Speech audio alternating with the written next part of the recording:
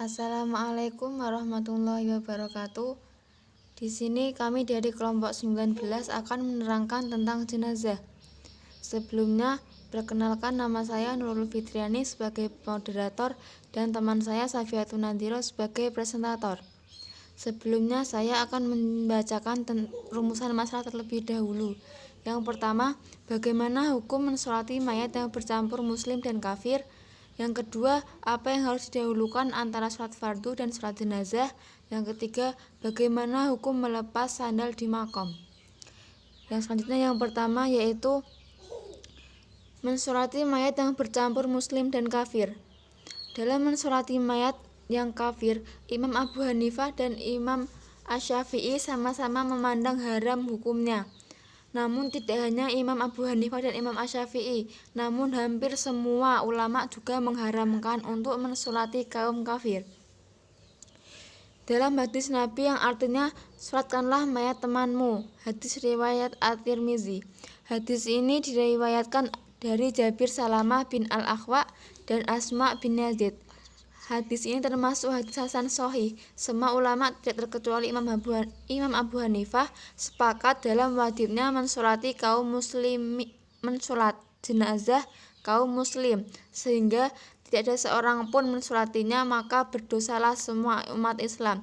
Di sini dijelaskan jika sholat jenazah sesama muslim hukumnya yaitu fardu kifayah, yaitu apabila salah satu muslim sudah melaksanakan maka gugur kewajiban muslim lainnya. Namun tidak dengan mensolati jenazah kaum kafir dengan alasan firman Allah pada surat At-Taubah ayat 84 yang artinya, dan janganlah kamu sekali-kali menyembahkan jenazah seorang yang mati di antara mereka, dan janganlah kamu berdiri mendoakan di kuburnya.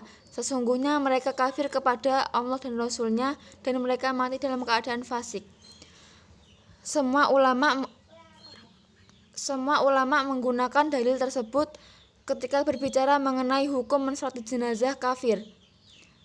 Melihat argumentasi yang digunakan Abu Hanifah dalam menetapkan hukum dengan mendahulukan yang haram daripada yang halal, mengindikasikan adanya dua dalil yang bertentangan dalam satu masalah.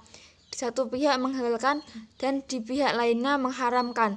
Karenanya dari kedua dalil tersebut dipilih yaitu yang mengharamkan, yang lebih didasarkan pada faktor kehati-hatian atau ikhtiyat.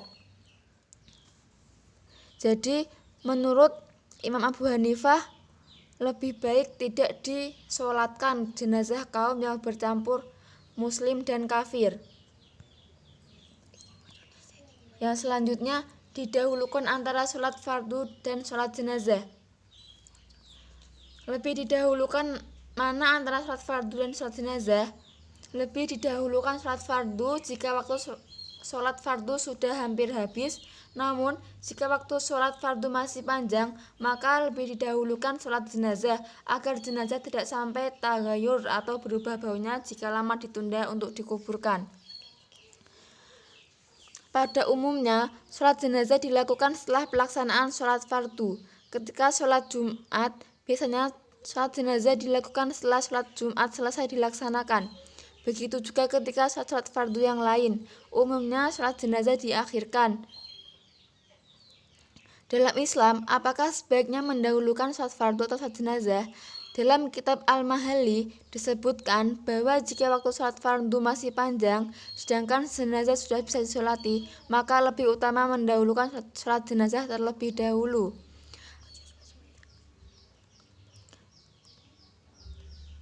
Begitu juga atas sholat Jumat, maka apa yang terjadi saat itu yaitu mengakhirkan sholat jenazah.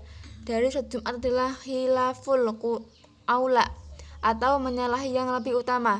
Dari keterangan di atas dapat diketahui bahwa sholat jenazah lebih utama didahulukan dibanding sholat fardu, meskipun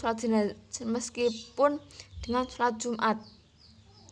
Jika waktu sholat fardu masih panjang, maka sebaiknya melakukan sholat jenazah terlebih dahulu, kemudian melakukan sholat fardu. Jika sebaliknya, maka hukumnya boleh dan sah, namun menyalahi perbuatan yang lebih utama. Baik, selanjutnya saya akan meneruskan dari saudari Nurul Fitriani, yaitu hukum melepas sandal di makam. Pendapat yang pertama, mereka berpendapat bahwa memakai sandal di area perkuburan itu hukumnya boleh. Ini adalah pendapat Imam Abu Hanifah rahimahullah dan Imam Syafi'i. Akan tetapi ini tidak menunjukkan bahwa melepas sandal di area pekuburan itu terlarang. Pendapat yang kedua, pendapat yang menyatakan bahwa memakai sandal ketika masuk ke wilayah pekuburan adalah makruh kecuali ada udzur.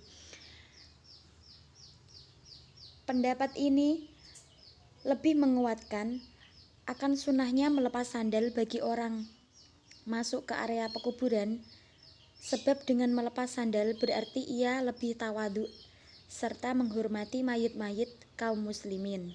Ini pendapat Imam Ahmad bin Hambal rahimahullah. Yang pendapat ketiga yaitu pendapat yang menyatakan bahwa masuk ke kuburan dengan memakai sandal yang terbuat dari kulit hukumnya haram berdasarkan zahir hadis di atas. Ini adalah pendapat Ibnu Hazm Az-Zahiri rahimahullah. Terima kasih presentasi dari kelompok 19. Wassalamualaikum warahmatullahi wabarakatuh.